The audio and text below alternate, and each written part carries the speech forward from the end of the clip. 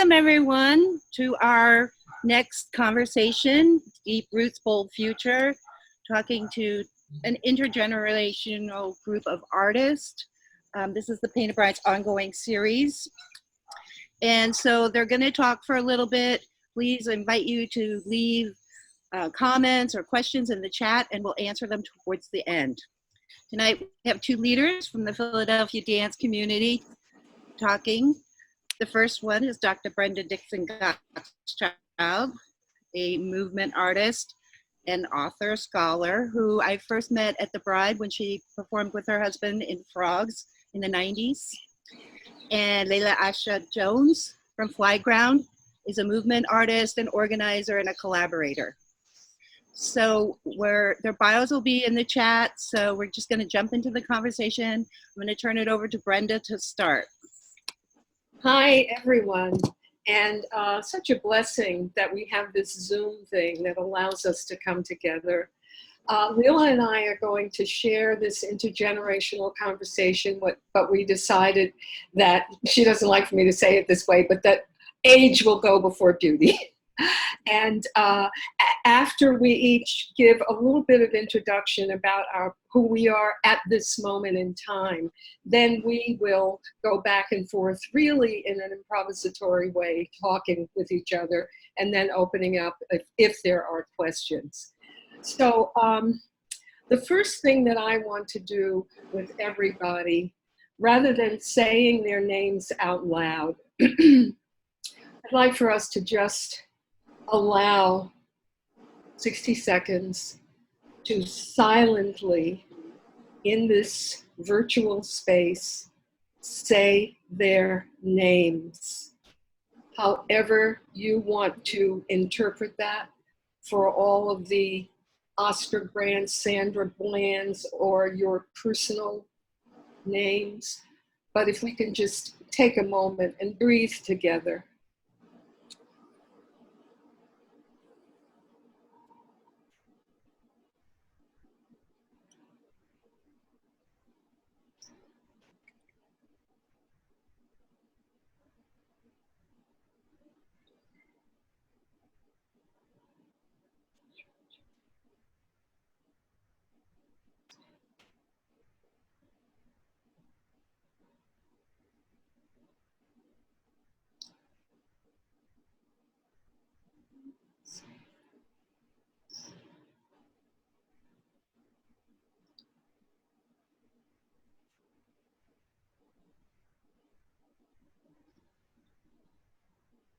May their spirits be blessed and rest in eternal bliss and peace. So I'm going to lead off with what I'm about right now. One of the things that I've been drawing upon a lot in this time is poetry. And as many of you may know, I've structured a whole piece where I'm reading Claudia Rankine's poems. And I'm getting poems every day with this wonderful website, Tracy Smith, who had been the poet laureate. She has a wonderful website, a poem a day called The Slowdown, as well as poets.org. So I found this poem the other day, You Still Dream by Nikki Grimes. Here, poem meets prayer. We are exceedingly comfortable with posturing and self-defense that masquerade as apology. But what's needed in this moment is unmixed confession of our nation's sin, deep and indefensible. Now I lay me down to sleep, must make way for something more muscular. Sackcloth and ashes, prayer and fasting, naked prostration. Daniel understood. Radical repentance begins with the unvarnished profession.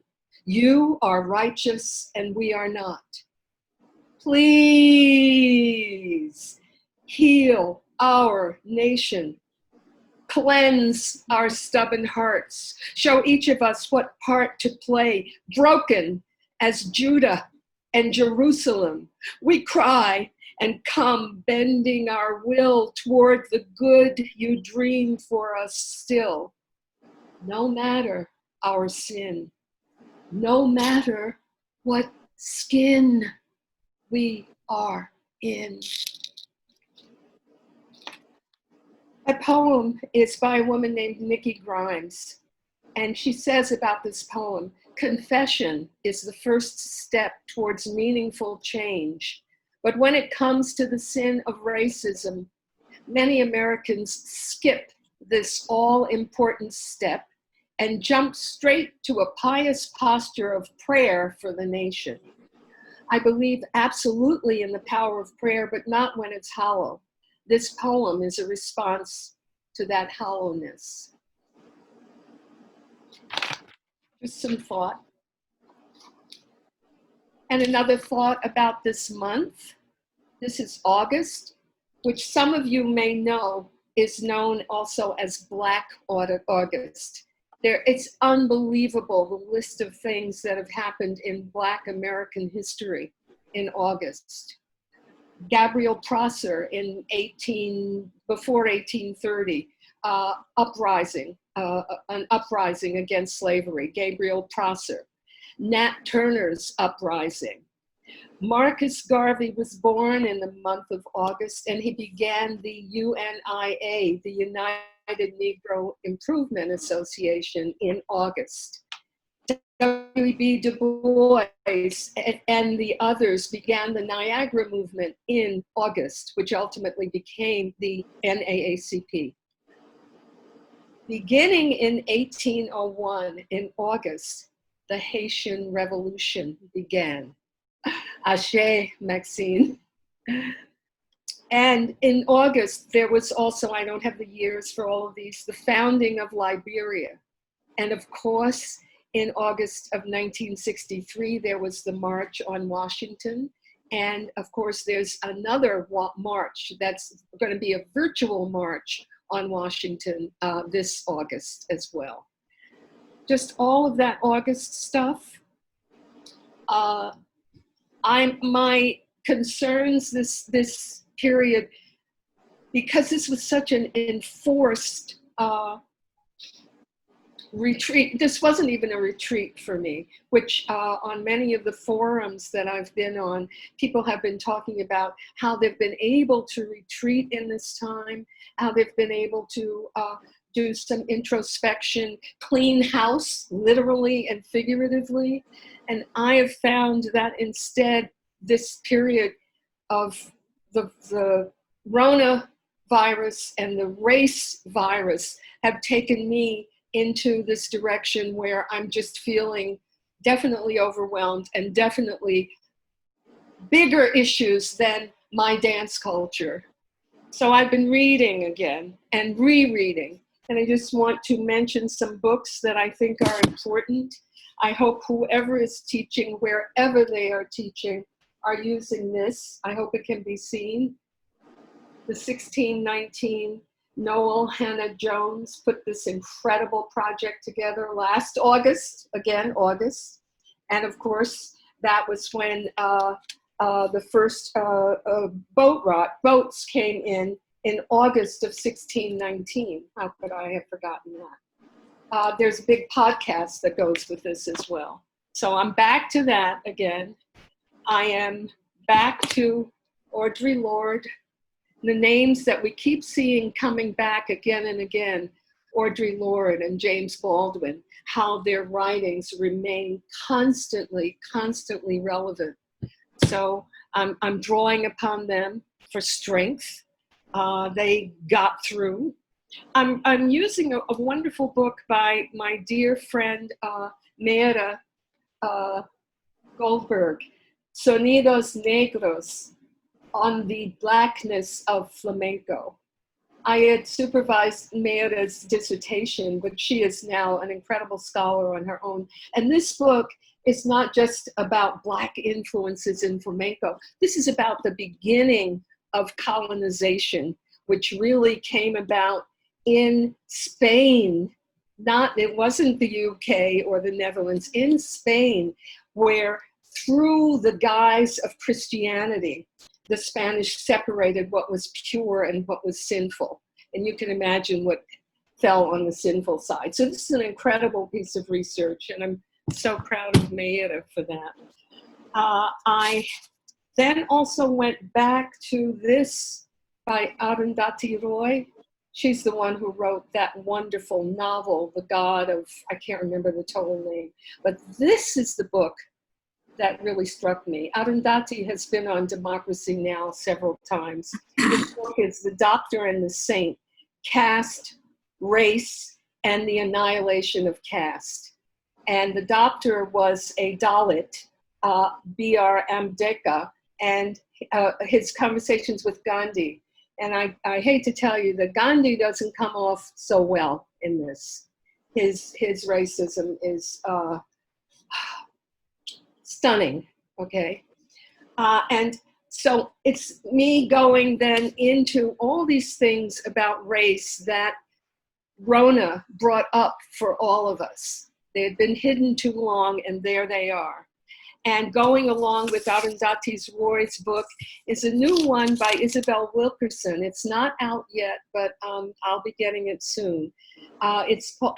Isabel Wilkerson wrote this beautiful book that some of you should know, we all should know about. It's called The Warmth of Other Suns, and it's about the migrations of African Americans right after World War I, before and after, to cities like New York and Boston, and then Detroit and Chicago, and California.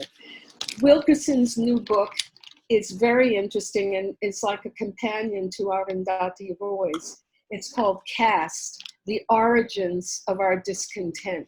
And what Wilkerson does is that she compares the Indian caste system with the American slavery system with Nazi Germany. And it's like that to me seems really smart and really important. Okay, I have also, though, been not only reading, I have had wonderful Zoom classes with Sharon Ama Ray. Some of you will know Ama Ray, yes, and she has developed this incredible movement theory called embodiology. And the classes that she gives are quite wonderful. So I've been doing that twice a week. I've been doing my Qigong, listening to a lot of meditation people. Just before we went online, I was listening to a wonderful woman, Dr. Bhikkhuni Panavati. She used to be a Southern Baptist preacher, and she's become a Theravadan guru, if you will, and has wonderful things. And my mantra, by the way, for this time, and now I need to speak directly to Lela so we can begin and I can give you the floor. My mantra for this time, Lela, has basically been, and it's really like a mantra for me, John Lewis, John Lewis, John Lewis. And I've been watching a lot of Trevor Noah's daily social distancing show with really wonderful things. But definitely John Lewis and the spirit of John Lewis. So Lela, well, let me turn it over to you. Like, what's on your plate now? Where am I? I have to make some adjustments here.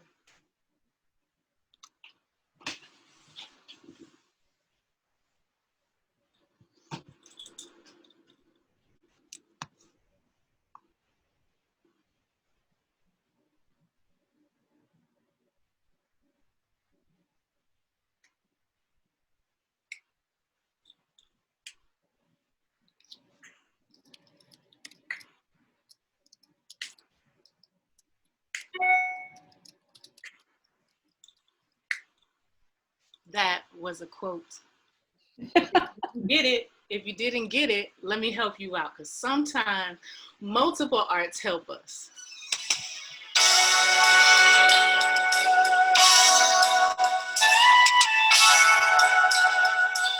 if you want to move with me, you surely can.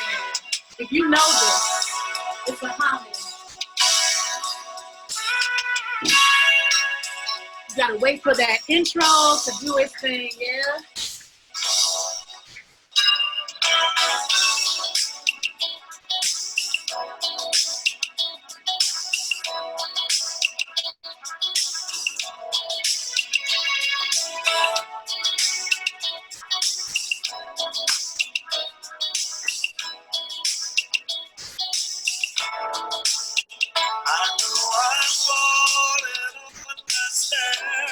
Yes, who is that though, right?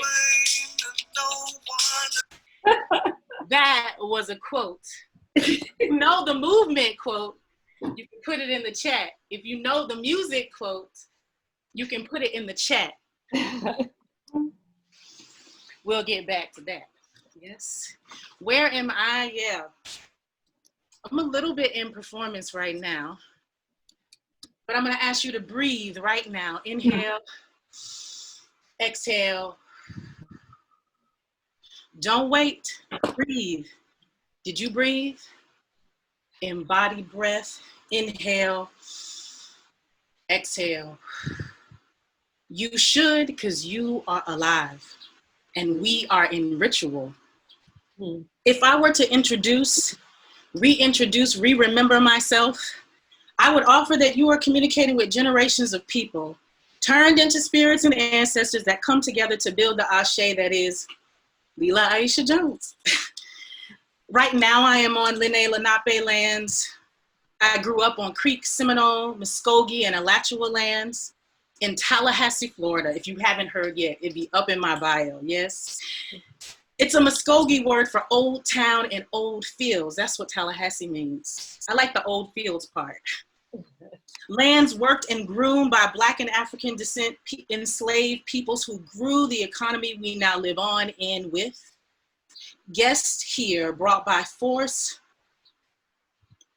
by white and European descendant peoples.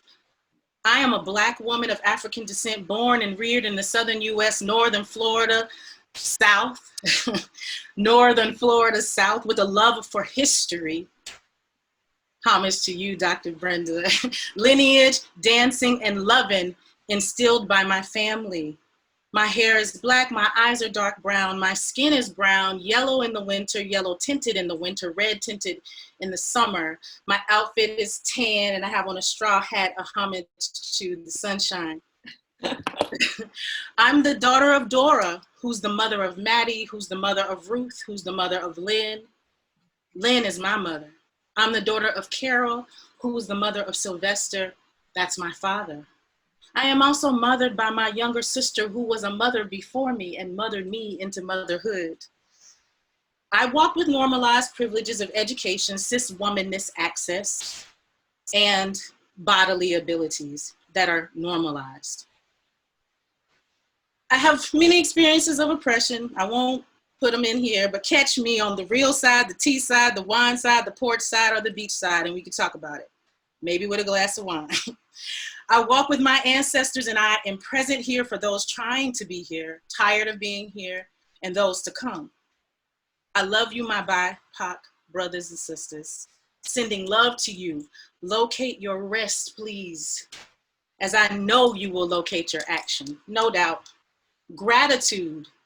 Thank you for joining us today, especially white folks, white passing folks, ambiguous passing folks, and people with white privilege. We need you to do more work.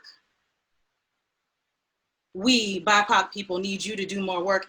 And I know that is why you are here, why you keep showing up, why you are present. Gratitude to you. Breathe now with me. Inhale. Exhale. You are alive and we are in a ritual to end whiteness. Not white people, whiteness. Titles. Titles or later energy is now. Can you put your energy in the chat? The question is, your body is holding, bringing what energy right now?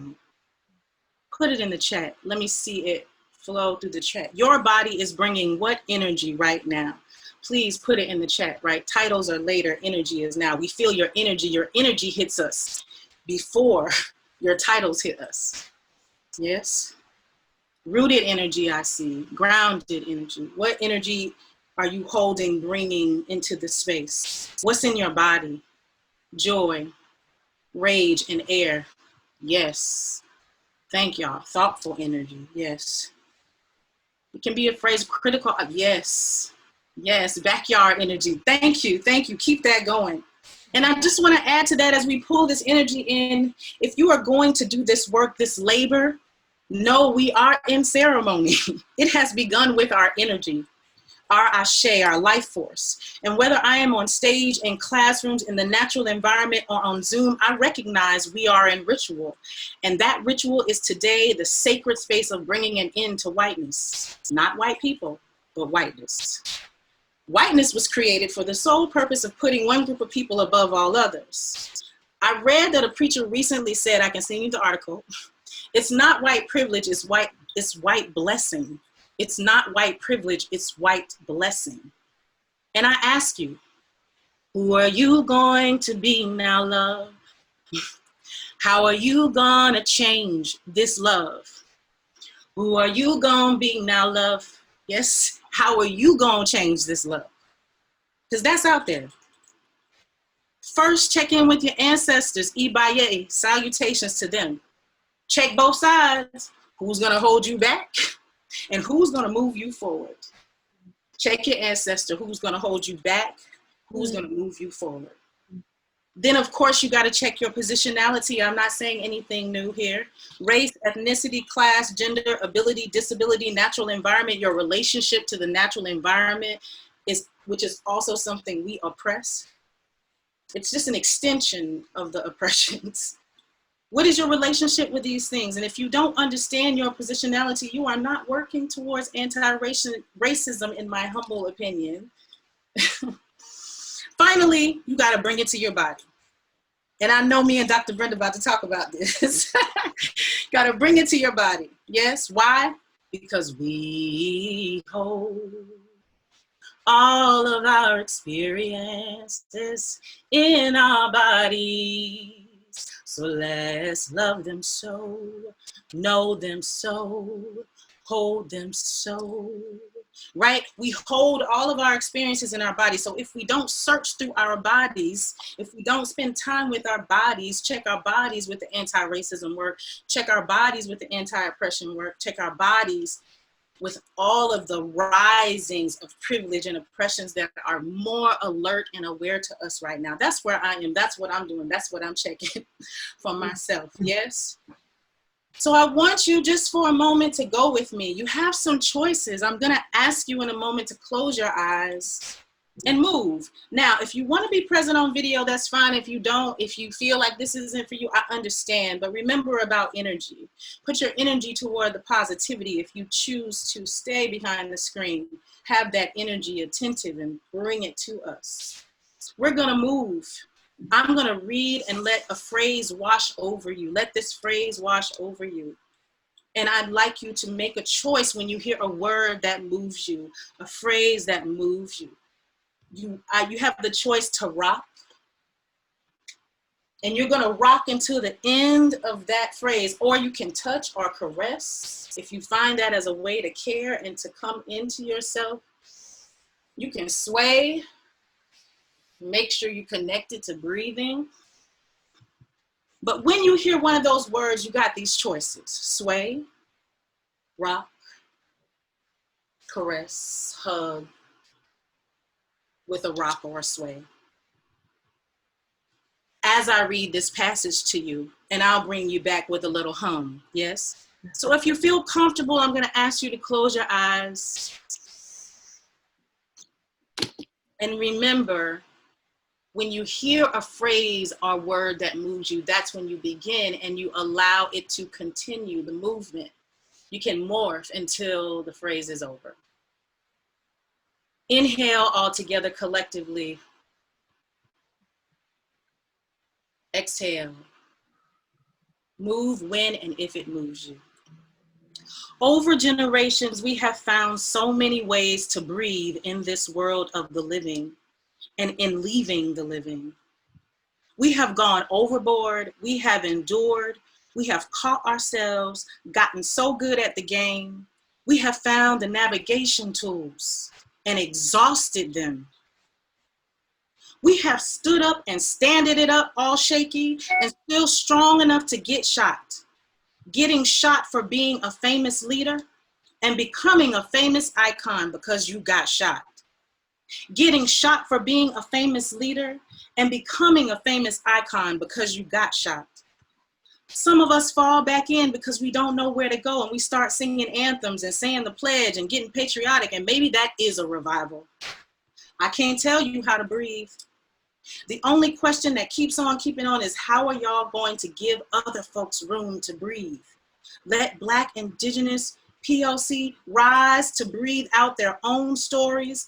Listen, listen, listen, listen, listen, listen with all your being, body, and move with it against the mainstream lull. Set an intention today for your practice in relationship to whiteness. Come on back, like my grandma would do. Come on back. Inhale. Exhale. Okay, Dr. Brenda. Okay, it's you and me, dear. It is. Okay, just tell me a little bit about what's been going on between now and when I last saw you, going to Florida, teaching online, coming back, having to go to Bryn Mawr very soon, and how are you navigating your personal space in that? How is that working out for you? Yeah, I'm relying, like I said, I'm relying a lot on, managing is not the word. Relying a lot on acceptance of energy flow. I'm relying a lot on the energy flow at my ancestral altar. Mm-hmm. Mm-hmm. I am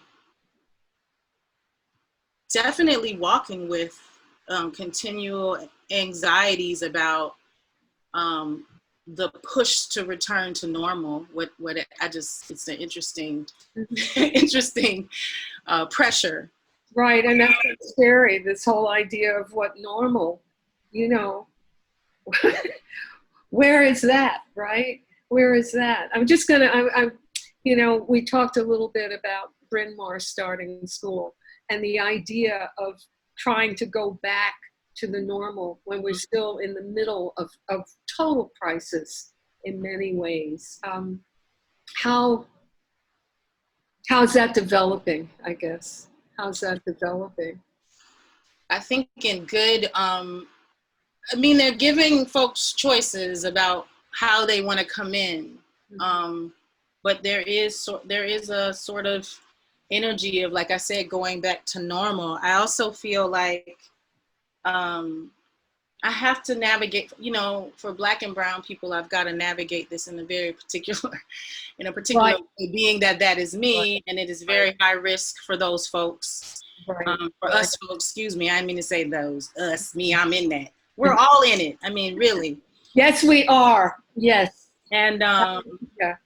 So I'm sort of, to choose a term from Bettina Love, who I'm falling in love with, maybe a little late, but I'm falling in love with Bettina Love, an abolitionist, our educational work. I think that I'm freedom dreaming a bit. Like, how do you stay within the collective and support the energy of the thing that we all sort of dream of, but also navigate how you need to facilitate for yourself. Yeah. So I am, that's sort of where I'm at right now with it. What about you? You're not going back anywhere, but. No, and that's the thing, what I was saying at the beginning, when because I retired 20 years ago, but I've been working the whole time in the way that I prefer to work. And this is how I began as, an artist in New York, right? Dancing and theater, that I'm accustomed to working, outside of the pale of, a 9 to 5 or an academic job, but this time for me has been really strange. Obviously it has been for everybody, but it has only made me see that, as many people are, this talk of going back to normal, that we can't do that, and that we have to really be ready to just stand on the precipice for a while. I don't know. We none know how much time we have in this life, okay? But I mean, for Helmut and me, we really are very aware of that right now, very aware. So we're having to navigate all kinds of things every day. Like if you have a doctor's appointment, taking off all the clothes as soon as you get home, throwing them in the laundry, taking a full shower, covering your hair, doing all this stuff, ordering from, grocery stores, trying to keep your 3-story house clean on your own. So in a sense, for me, it's been very much day to day. So in that sense, and I've been doing a lot more meditating, but mainly guided meditations rather than the quiet kind I used to do. And, it's just about right now. That's why it's interesting when I say to you, or you say to me, what are you doing right now? That's all I know. It's what I am doing right now. I don't know the next step. But then on the other hand, my whole life has been that way. When you think about it, I never knew that I was going to write books. I never knew after my failed first marriage that I would get married again. I never knew. The one thing I knew was that I was glad that in the first marriage I had this wonderful daughter, but all of the other steps, it was the divorce that took me into going to graduate school. So everything is, in a sense, almost coming back to where I was when I started, like not knowing. And for me, though, I know many people, like you're so calm all the time, Lela, and I love it. I love it that you're so laid back, even in this wonderful presentation that you gave us. You're so on top of it. And I'm so like this. No, that is not true. It is so true. And that's why I love that we're working together, because I feel like our personalities really complement, your earth-centered sign and my air sign, like really, we really complement each other. And for me, it's been, it is still that struggle of grounding myself, and for now, just remaining present to the present. I love the things that you're saying in this very poetic way that you presented around race and racism and white and whiteness. All of that seems really, are you using these pieces when you're teaching now? I hope so. I'm just getting into it. I feel like that was I've been working on it, and I did something at Temple, was invited, thank you so much, Temple, to do a presentation around breathing. I was super nervous because it was going to be a lot of embodiment, a lot of breathing. And it can be very intimidating sometimes, a scholarly presentation platform. Of course, yeah. So yeah, hopefully I'll be bringing more of these ideas into my work. I get to do a very special 360 course, which is a course where 2 professors partner. Oh, great. And we work together with Dr. Chanel Wilson, who is an amazing pedagogue, an anti-racist pedagogue. Like, she's a beautiful person doing beautiful work in education. She's an education professor. Okay. At Brenda Mar? At Brenda Mar, we're doing this 360, and so it has sort of catapulted us into this conversation about education and movement and embodiment and performance and anti-racist performance and anti-racist bodies and anti-racist education. Wow. So I am excited about bringing that in. I wanted to ask you a question though. You ready? Ready, set, go. My question is about courage. I really wanted to ask you, in some ways, And I'm talking about the spirited definition of this word. You know, you've been a little fugitive, right? In terms of academia, and, Oh, yes. and in other parts of your life. And I wanted you to talk a little bit about how you build up courage. How's that happen for you? Oh, God, that's so interesting. And I will not talk for an hour. Let me. It's okay if you do. We all are here, like. Yeah, okay. Lela, it's, very much what you say about ancestors. Of course, when I was growing up, the way I've had almost 8 decades on this planet now. So when I was growing up in the 50s, we weren't talking in the Africanist terms that you are about ancestors. But I grew up in a Baptist family, a lot of God, a lot of Jesus. My sweet mother, who, was not a churchgoer regularly until she got much older. But just, that kind of love, I think. And I think a lot of people have to, especially people of color, especially when you go out in the world. And as soon as I was in middle school, I was in an all-white school. We had been put in honor classes outside of our neighborhood, in a white neighborhood. And the only thing that you have to draw on at that point is stuff that's not even named. It's like the marrow in your blood that actually has made you and your mother before and her mother bring you to this point. So I think, and again, it's not something that I think about. It's not something that even occurred to me to talk about or that you would ask. But all I can say is that there's something unnamed there.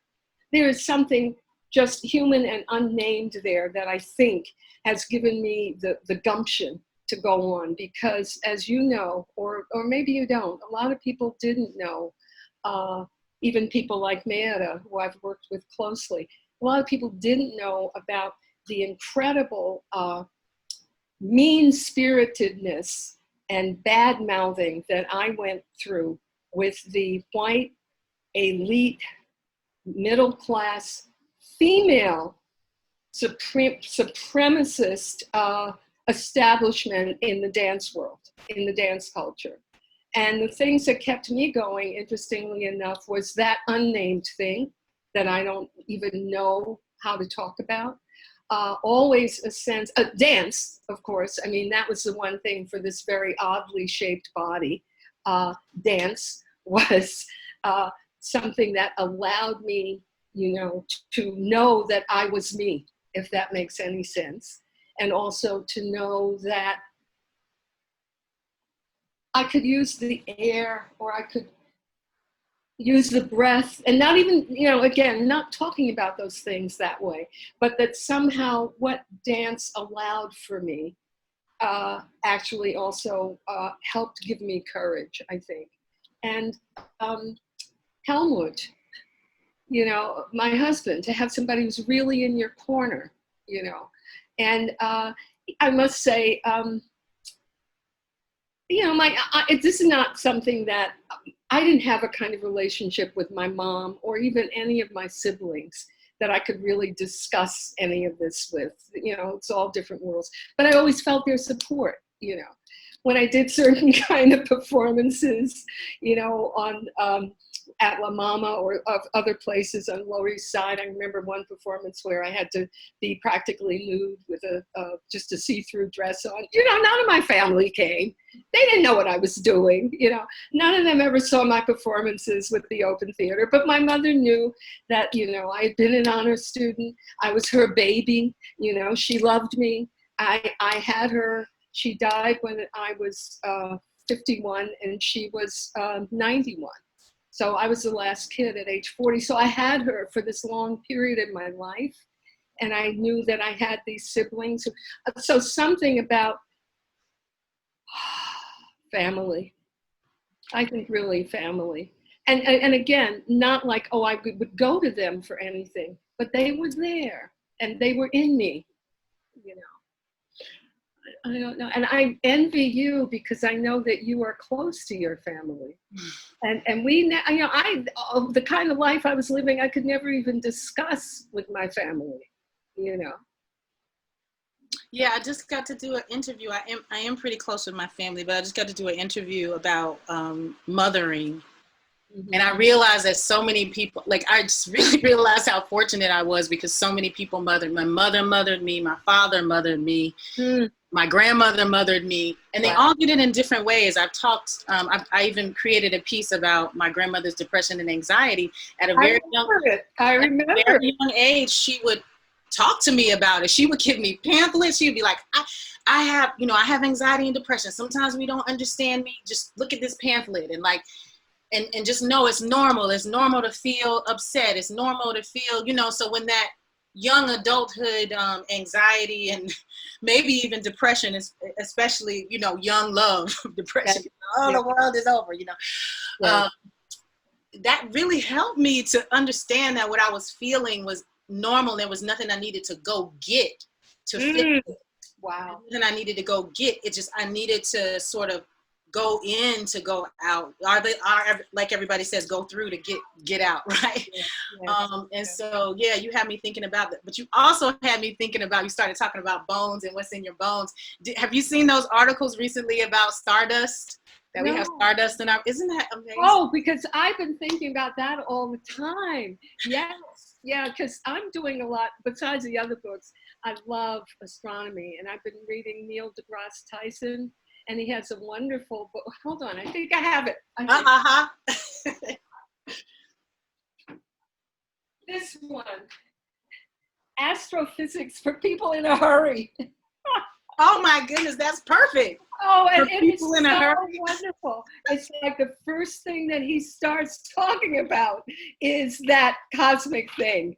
And I've been, the stardust, moonbeams. There's another book that Helmut and I were reading, how this writer was saying, like the atoms, etc., from like Mozart or Hitler are in the air. Those are probably all in your, that it's all, and that we, which is wonderful to think about, that we're not just the good people we think we are, But tell me, I'm going off again. So you were saying stardust, No, that's all. I just wanted to say stardust, because then you went and got the book, and then you came and sat down, and then you told us about Neil deGrasse Tyson. So I can't stop it. I had no idea that you loved astronomy. I just learned something new. And Helmut laughs at me. It's like whenever the moon is full and it comes right into our bedroom, I will then at 3 a.m. lie in the bed close to it and start doing like kind of washing myself in the moon. He thinks I'm nuts, but he loves me. And stargazing a lot. Yeah, really into it. I was telling Linda Caruso Haviland also was into astronomy, and for her what do you call it, her farewell thing, I got her this book and this other one, a wonderful African-American, there are always African-American astrophysicists, and there's this wonderful guy, his name is Stefan, I can't remember his last name, that book's downstairs. It's called The Jazz of Physics, and what he does is amazing. I think his name is Stefan Alexander. And I heard him on BBC one summer when we were in Berlin. I ran out and got the book. It's a very hard book to read. All the books are hard for me to read, but I can get pieces and go back to it, and But he talks about Coltrane, and he talks about when he was doing his doctorate at MIT, and he would go to this cafe, and they would be playing Coltrane and Miles, and then he comes out with this incredible circle that Coltrane had made, and then he compares that to Pythagoras's thing about the connection with math and music, and then he goes into all kinds of stuff about physics. But it's really incredible. I'm getting excited. We're into everything, though. That's the other thing, when you start realizing how many people have, since only Neil deGrasse Tyson, nobody thinks about other African-American astrophysicists, or African for that matter, So yeah, it's a big world. It's a big world.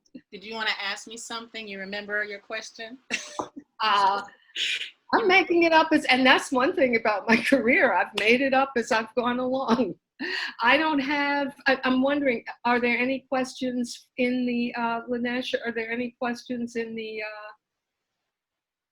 I haven't seen any come through on Facebook or here in the chat. Feel free to ask questions. Well, let me remind you, you had you said that you do you still want to ask this question about spirituality? You forgot.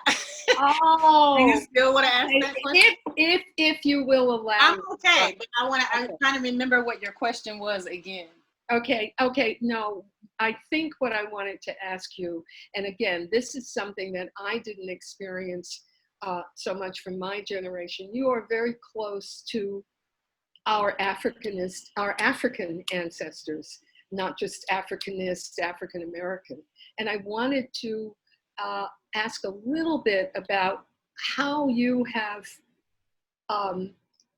accessed and are living in the spirit of your teachers in, what is it, Nigeria and Guinea. You recently went to Guinea, right? Before COVID. Yeah. I mean, I will say I want to answer this question because I thought it was such an interesting question for you to ask me. You know, how did I get on the trajectory of being invested in communities and especially, you know, we had the Yoruba Project and I'm highly involved in. Right, and in learning actually in Africa, which is, you know, I've been to Ghana and love it, but I never studied in Africa with a teacher, you know.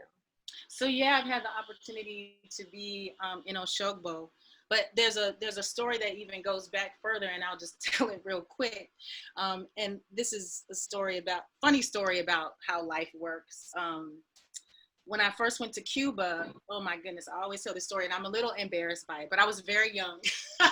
I remember getting to Cuba first of all and being like, look at all these brown people. I mean, I grew up in Florida, and I had the images of Cuban people when I was a young person were not brown. Okay. And I was really actually in a state of shock when we landed, when I saw these beautiful brown people that were not being publicized on the news or whatever. And we're walking down the street, we're in a group, and I'm walking down the street, and this brother comes up to us and he's like, I'm an ex-Panther. I'm an ex-Panther. And I'm like, okay, brother. You know, like I was like so questioning it, right? Like I'm an ex-Panther, but I knew it was possible, but it just felt so odd. And he said, you want to get a reading? And I'm thinking to myself, what is a reading? What is he talking about? Is he actually a Panther? So the friends that were next to me, I said, you know what a reading is? They're like, I know what it is. Let's go. So here we are, 20-somethings just rolling around Cuba going to get a reading. So we go get a reading. And come to find out, I look him up.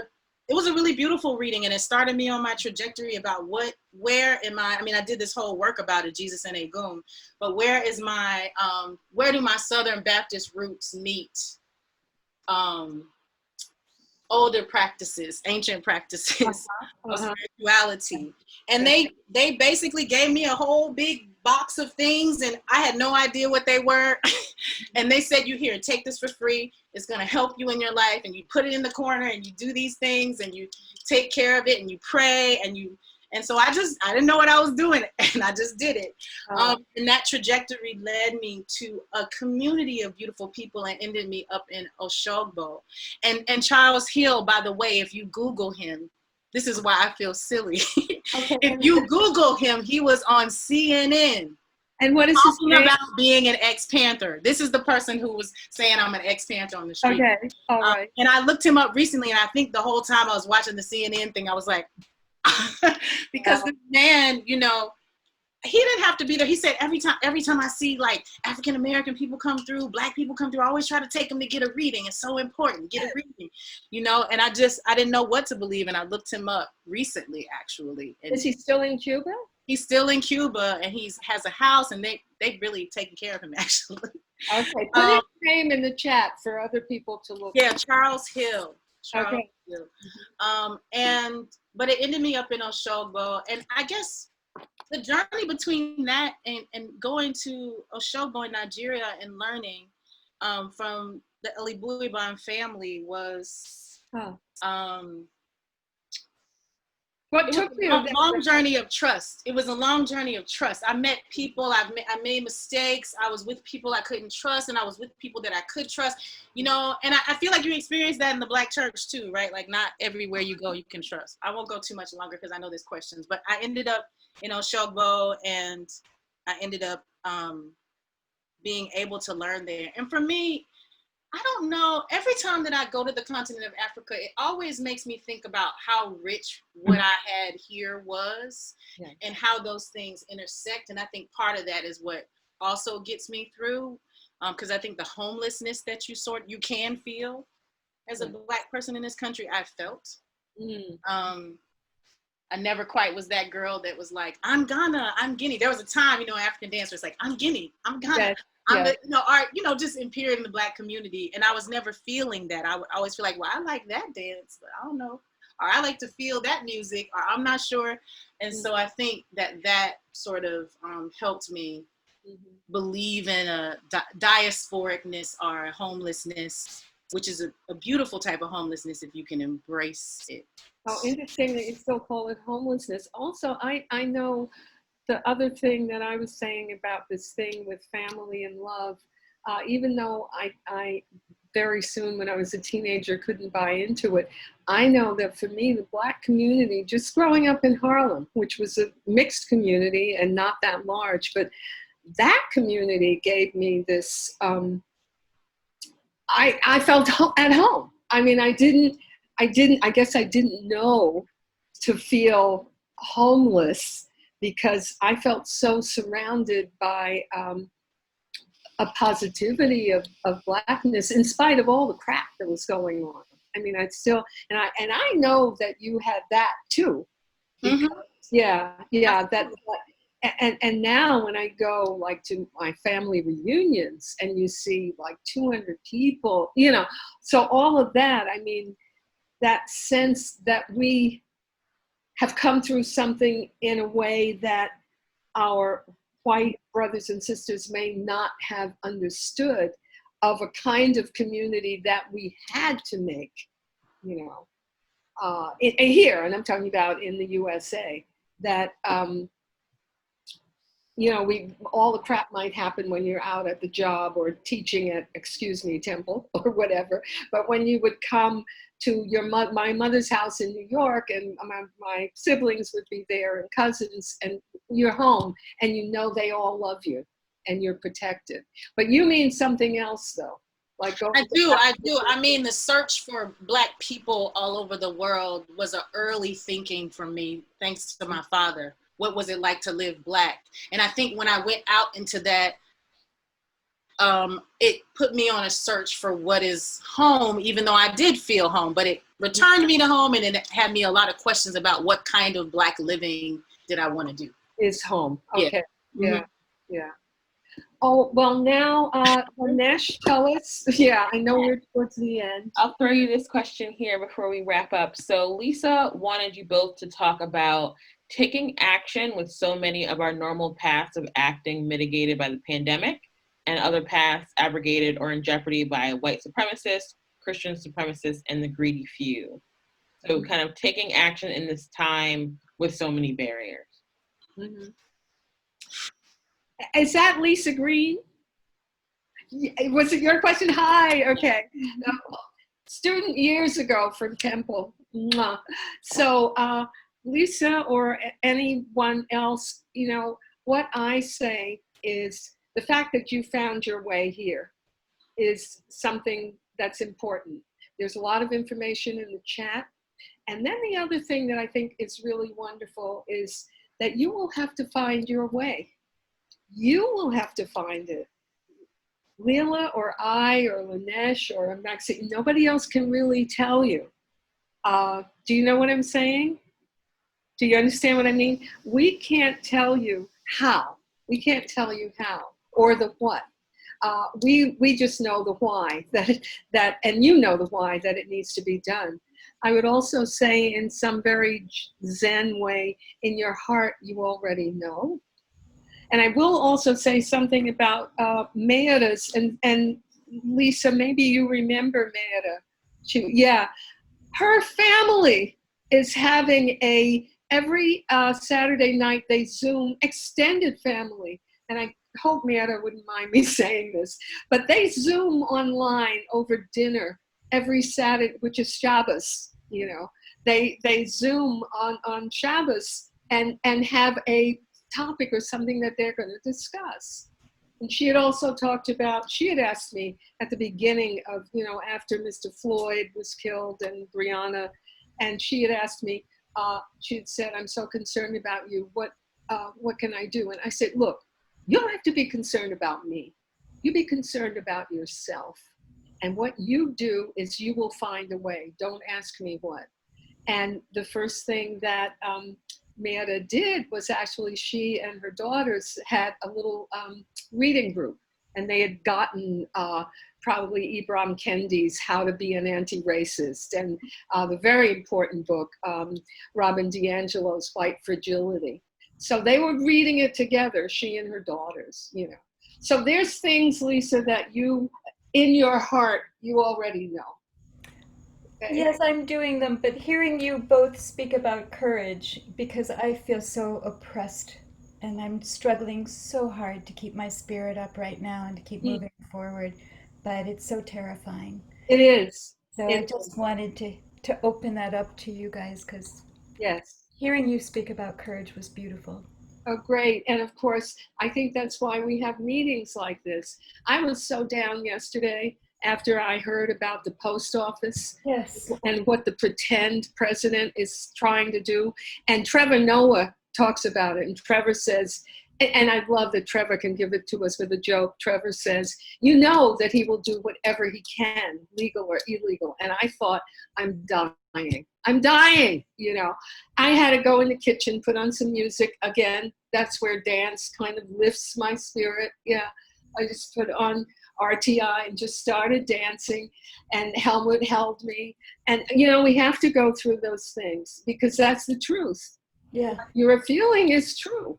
And, you know, this might be the end of, I would love it if it were the end of America as we knew it. But I don't want it to be the end of America as we would wish to know it. You know. Is there time? Love you, Lisa. Is there time for another question? And maybe we can actually, Don asked Brenda, for you specifically, would you do anything different regarding the negativity you experience in higher ed? If it was happening now, would you handle it any differently? Oh, I'm so much older. Yes, I would.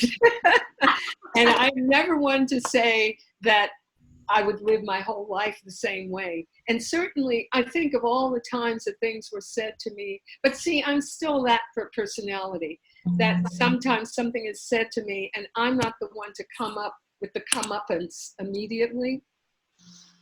And it's like days or years later that I think about what I wish I had said, you know. But certainly, whoever asked that question, I have so much more information now. And there's so much more information that's out there. You have to remember that I had to struggle to get the first book published. There were all kinds of negative critiques about it. And it was those people who simply didn't want a Black scholar to be talking about Balanchine and contact improvisation, okay?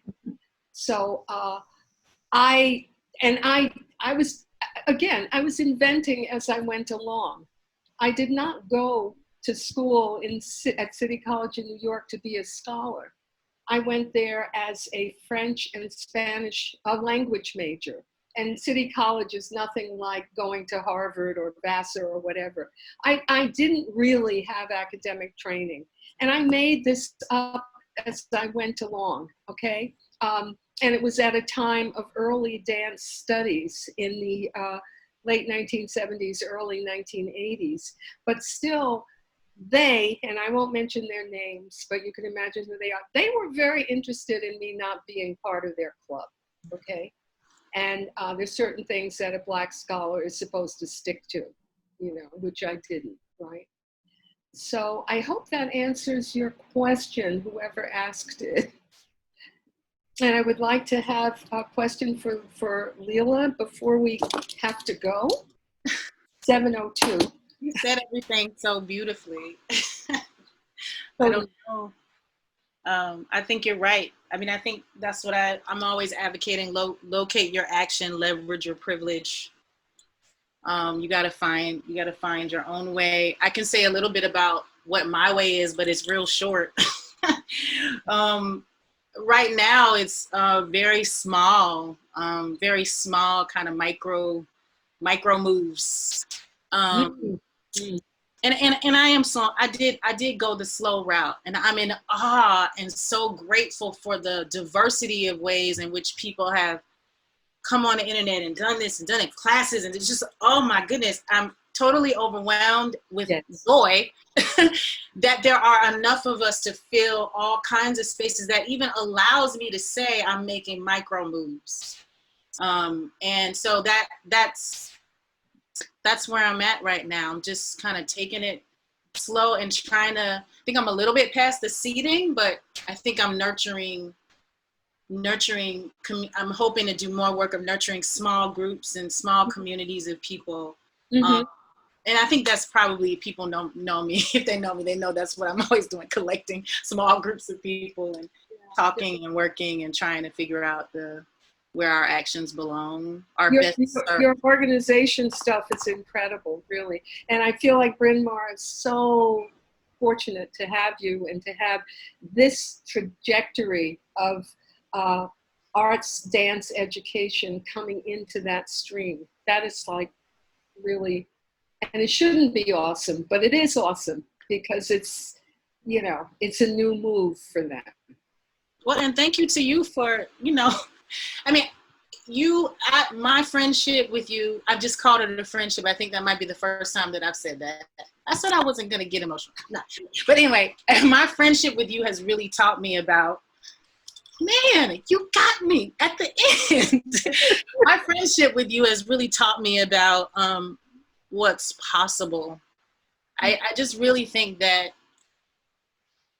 you just push the boundaries of staying in academia or leaving academia, or challenging institutions, but also like such a mantra of like, but you got to take care of yourself. Are you resting? Are you spending time with family? Are you? And I'm just so grateful that the things that you went through make me be like, I could get fired. I mean, I don't mean it like that. I don't want to get fired. I hear you. But there is a limit. There is a limit to like my capacity, because why should I continue to feel what was felt, right? Like, I should be feeling something new, and I should be able to make room for other people to breathe something new.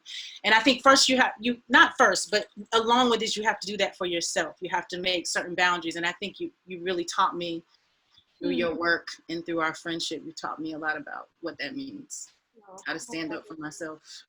I love it. I love it.